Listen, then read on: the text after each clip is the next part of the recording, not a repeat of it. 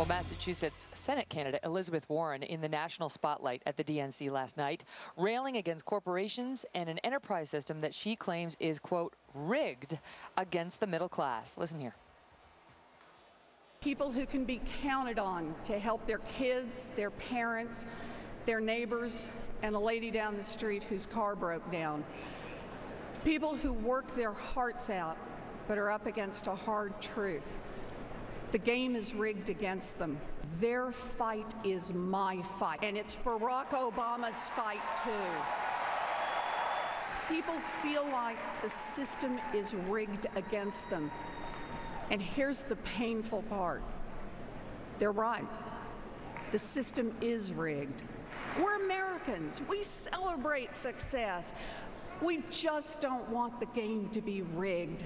We started to take children out of factories and put them in schools.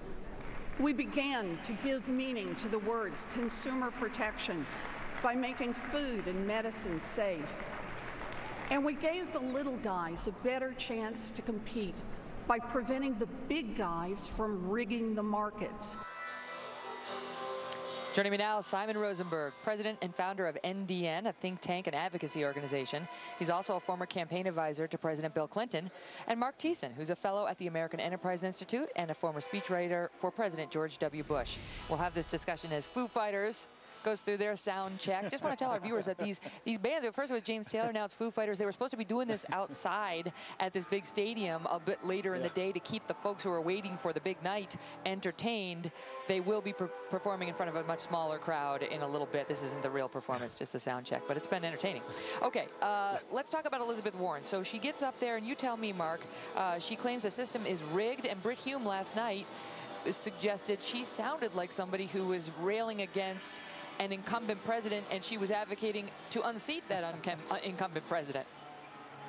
I think Britt is right. Look, I agree with Elizabeth Warren that the system is rigged and the economy is rigged. But here's the interesting thing. As she was standing there on that stage railing against corporate lobbyists and a rigged economy, she forgot to mention something. Her microphone was paid for by corporate lobbyists who have benefited from Obama's rigged economy. The entire Democratic National Convention that you have there behind you is being subsidized by a $10 million line from Duke Energy, whose CEO is one of Obama's biggest political contributors, has given tens of thousands of dollars to him. Duke Energy is also one of the biggest recipients of Obama's stimulus funds. They've gotten more than $200 million of our tax dollars through Obama's green energy program.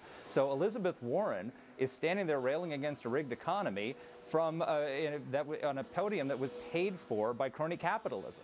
And it's not just Duke Energy. She failed to mention Solyndra, whose executives gave $87,000 to Barack Obama's election campaign and got $535 million of our funds. She forgot to mention that 71% of the Obama green energy funds were given to his political cronies. So yes, we've got a rigged economy, but the rigging has gone out of control under Barack Obama.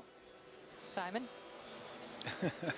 I think what she was referring to is what's happened in the disparity of income growth between middle-income people and wealthy people, and how people like Mitt Romney can pay a third, his tax rate can be a third of what middle-class people pay. Middle-class people pay 35% in their taxes. Mitt Romney paid 13%. He's got tax havens that he uses all around the world to shield himself from paying taxes. What she was referring to is that wealthy people have tools to get out of paying their fair share that regular people don't have. And that to protect that, what the Republicans are saying is we want to lower those tax rates. Paul Ryan wants to eliminate all taxes from Mitt Romney, so he's paying 0%, making the disparity in wealth even greater, while also starving things like infrastructure and schools that are needed for middle-class people to get ahead. So I think she was obviously referring to something different than what Mark was referring to, and I think this is a legitimate part of the debate that we're going to hear in the next 60 days. But she did rail on lobbyists. She talked about, armies of lobbyists. But I want to ask you this, Mark, because Simon talks about the tax rate. The truth is that the wealthy, including Mitt Romney and billionaires and so on, they pay a higher tax rate on their income than anybody in the country. On their income tax, they pay the most. But they make a lot of their money, some of these people, through the capital gains tax, and that is a lower rate than income tax. So that's what Simon's referring to. Bill Clinton last night got up here and talked about, how well things were under him. He actually lowered the capital gains tax on Americans. And so there's a real question about whether, this whole argument is playing into the Republicans' argument that the Democrats are trying to divide us by class. No, that's exactly right. Bill Clinton lowered the tax rate, and you're absolutely right. We need to encourage entrepreneurship instead of railing against entrepreneurship. I think it's very telling that the Democrats chose the intellectual author of you didn't build that, the person who gave the idea to Barack Obama in the first place, as one of their top speakers. And the idea that she's standing there as a champion of the middle class under Barack Obama. The average income of an American family in the last 3 years has fallen $4,000 in the last 3 years. 2.6 million Americans have fallen under the poverty line out of the middle class. So if Barack Obama is a champion of the middle class, I'd hate to see what an enemy looks like. What we have to do is we have to free up entrepreneurship, free up business, and we have to get rid of all of these corporate loopholes, yes, all the subsidies, but also the tax loopholes, and get the government out of the business of picking winners and losers. And the problem is that Barack Obama and Elizabeth Warren don't want to get out of the business of picking winners and losers. They're perfectly fine with a rigged economy as long as they get to rig it.